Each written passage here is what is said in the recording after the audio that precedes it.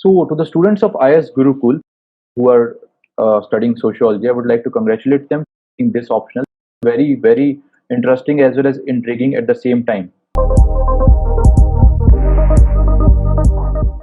So, I would like to tell that the phenomena that is being adopted by it's the best one that is available as of now.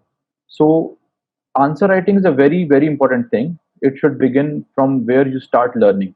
But at the same time, there are certain people who get low in confidence if they're not able to write good. That should not be happening. So it should be the duty of teacher to provide right kind of ambience that even if the answer is totally haywire, so he should keep them motivated, know that you keep on writing. So that is one thing. Second thing is you should not go for multiple sources. Particularly for your optional subject, stick to very limited sources. There is no harm in changing those sources. If you feel that one source is better than other, change it, go for it, but do not change too often. And when you stick to one source, it can be a class notes, it can incorporate certain lines from your test series, from certain good books, but try to keep it at a one place. So when there is the exam, you can make sure that you can revise those notes in a single day for the entire paper one as well as for paper two. If you have it kept it in diverse sources, you will get confused and could not be able to present that effectively in the exam. Third thing is that if you have sociology as an optional, so you make sure that you read newspapers regularly. So when I talk about newspapers, you may skip it from GS perspective, but I'm talking from sociological perspective. There are certain news which are not covered by the summarizing website. So you have to make your own material. I would suggest form a group, small group, like 4 or 5 people, and you read from different sources.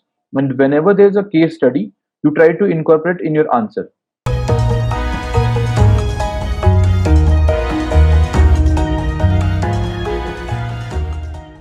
So sociology is a kind of optional where you can easily cross 200 marks, but it's very tough to cross the 250 marks.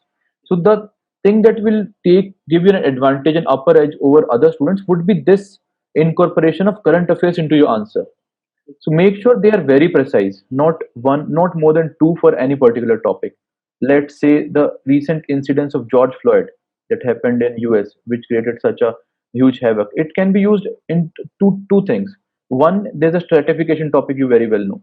So you can incorporate in the race part that it is still happening. The differences are still there. Hierarchy is not clear.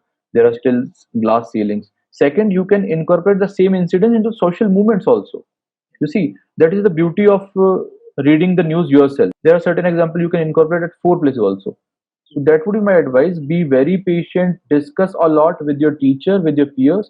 It's a very, very, very interesting subject. It will not only fetch you good marks in UPSC, but it will take your thinking capacity to another level. It will truly make you an intellectual. So be proud of your option and just keep on revising. Keep on revising. Revision is the key, and incorporating current affairs is the key. That's my message.